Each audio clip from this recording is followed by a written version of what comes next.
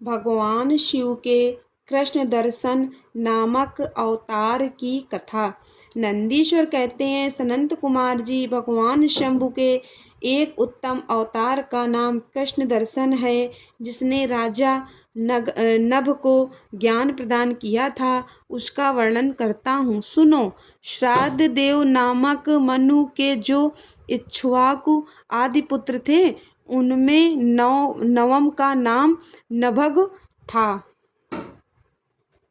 जिनका पुत्र नाभाग नाम से प्रसिद्ध हुआ। नाभाग के ही पुत्र अम्बरीश हुए, जो भगवान विष्णु के भक्त थे तथा जिनकी ब्राह्मण भक्ति देखकर उनके ऊपर महर्षि दुर्वासा प्रसन्न हुए थे। मुने, अम्बरीश के पितामह जो नभग कहे गए हैं, उनके चरित्र का वर्णन सुनो। उन्हीं को भगवान शिव ने ज्ञान प्रदान किया था। मनुपुत्र नभग बड़े बुद्धिमान थे। उन्होंने विद्याध्ययन के लिए दीर्घ काल तक इंद्रिय संयम पूर्वक गुरुकुल में निवास किया। इसी बीच में इक्ष्वाकु आदि भाइयों ने नभग के लिए कोई भाग न देकर पिता की संपत्ति आपस में बांट ली और अपना अपना भाग लेकर वे उत्तम रीति से राज्य का पालन करने लगे। उन सब ने पिता की आज्ञा से ही धन का बंटवारा किया था। कुछ काल के पश्चात ब्रह्मचारी नभग गुरुकुल से सांगोपांग वेदों का अध्ययन करके वहां आए। उन्होंने देखा सब भाई सारी संपदा बंटवारा करके अपना अपना भाग ले चुके हैं।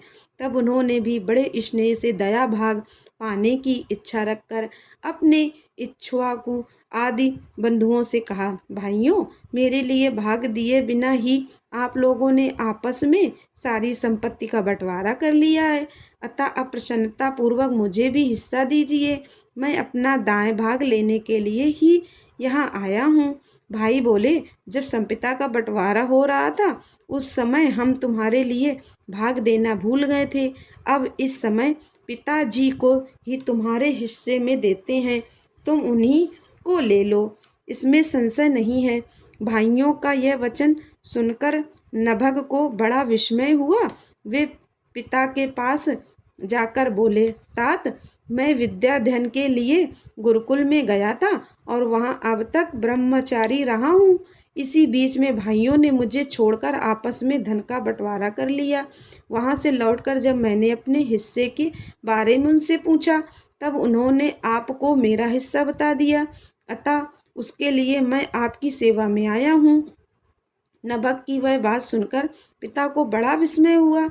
श्राद्ध देव ने पुत्र को आश्वासन देते हुए कहा, बेटा, भाइयों की उस बात पर विश्वास न करो। वह उन्होंने तुम्हें ठगने के लिए कहीं है।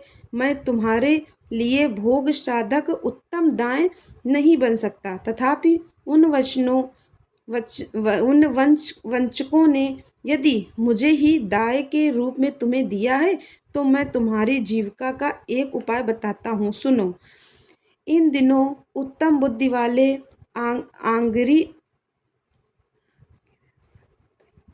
आंगिर संगोत्रीय ब्राह्मण एक बहुत बड़ा यज्ञ कर रहे हैं। उस कर्म में प्रत्येक छठे दिन का कार्य है। वे ठीक नहीं समझ पाते, उसमें उनसे भूल हो जाती है। तुम वहां जाओ और उन ब्राह्मणों को विश्वेदव संबंधी 2 सूक्त बतला दिया करो। इससे वह यज्ञ शुद्ध रूप से संपादित होगा। वह यज्ञ समाप्त होने पर वे ब्राह्मण जब स्वर्ग को जाने लगेंगे, उस समय संतुष्ट होकर अपने यज्ञ से बचा हुआ सारा धन तुम्हें दे देंगे। पिता की यह बात सुनकर सत्यवादी नभग बड़ी प्रसन्नता के साथ उस उत्तम यज्ञ में गए। मुने, वहां छठे दिन के कर्म में बुद्धिमान मनुपुत्र ने वैश्वदेव संबंधी दोनों सूक्तों का स्पष्ट रूप से उच्चारण किया। यज्ञ कर्म समाप्त होने पर वे आंगिरस ब्राह्मण यज्ञ से बचा हुआ अपना अपना धन नभग को देकर स्वर्गलोक को चले गए। उस यज्ञ शिष्ट धन को जब ये ग्रहण करने लगे, उस समय सुंदर लीला करने वाले भगवान शिव तत्काल वहां प्रकट हो गए। उनके सारे अंग बड़े सुंदर थे, परंतु नेत्र काले थे। उन्होंने नभग से पूछा, तुम कौन हो जो इस धन को ले रहे हो? यह तो मेरी संपत्ति है, तुम्हें किसने यहाँ भेजा है? सब बातें ठीक ठीक बताओ। नभग ने कहा, ये तो यज्ञ से बचा हुआ धन है जिसे ऋषियों ने मुझे दिया है। अब यह मेरी ही संपत्ति है, इसको लेने से तुम मुझे कैसे रोक रहे हो? कृष्णदर्शन ने कहा, तात, हम दोनों के इस झगड़े में तुम्हारे पिता ही पंच रहेंगे। जाकर उनसे पूछो और वे जो निर्णय दे उसे ठीक ठीक यहाँ आकर बताओ। उनकी बात सुनकर नभग ने पिता के पास जाकर उक्त प्रश्न को उनके सामने रखा। श्राद्ध देव को कोई पुरानी बात याद आ गई और उन्होंने भगवान शिव के चरण कमलों का चिंतन करते हुए कहा, मनु बोले, तात, वे पुरुष जो तुम्हें वह धन लेने से रोक रहे हैं साक्षात भगवान शिव हैं। यूँ तो संसार की सारी वस्तु ही उन्हीं की है, परंतु यज्ञ से प्राप्त हुए धन पर उनका विशेष अधिकार है। यज्ञ करने से जो धन बच जाता है उससे भगवान रुद्र का भाग निश्चित किया गया है। अतः यज्ञ वशिष्ठ सारी वस्तु ग्रहण करने के अधिकारी सर्वेश्वर महादेव जी ही हैं। उनकी इच्छा से ही दूसरे लोग उस वस्तु को ले सकते हैं। भगवान शिव तुम पर कृपा करने के लिए ही वहाँ वैसा रूप धारण करके आए हैं। तुम वहीं जाओ और उन्हें प्रसन्न करो, अपने अपराध के लिए क्षमा मांगो और प्रणाम पूर्वक उनकी स्तुति करो।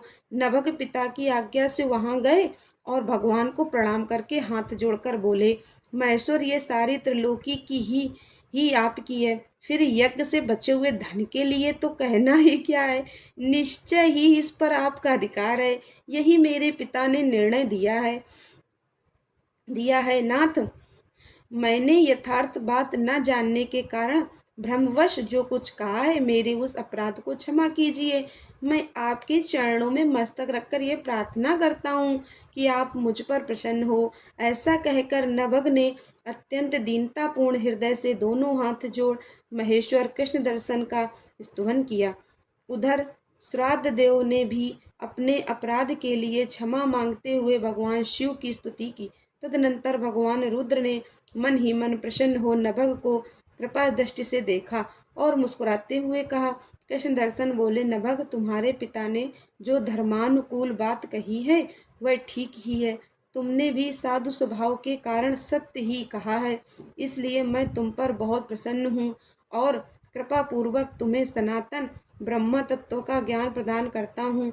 इस समय ये सारा धन मैंने तुम्हें दे दिया, अब तुम इसे ग्रहण करो, इस लोक में निर्विकार रहकर सुख भोगो, अंत में मेरी कृपा से तुम्हें सद्गति प्राप्त होगी। ऐसा कहकर भगवान रुद्र सबके देखते देखते वहीं अंतर्धान हो गए। साथ ही श्राद्ध देव भी अपने पुत्र नभग के साथ अपने स्थान को लौट आए। इस लोक में विपुल भोगों का उपभोग करके अंत में भगवान शिव के धाम में चले गए। ब्राह्मण, इस प्रकार तुमसे मैंने भगवान शिव के कृष्ण दर्शन नामक अवतार का वर्णन किया। जो इस आख्यान को पढ़ता और सुनता है उसे संपूर्ण मनोवांछित फल प्राप्त हो जाते हैं।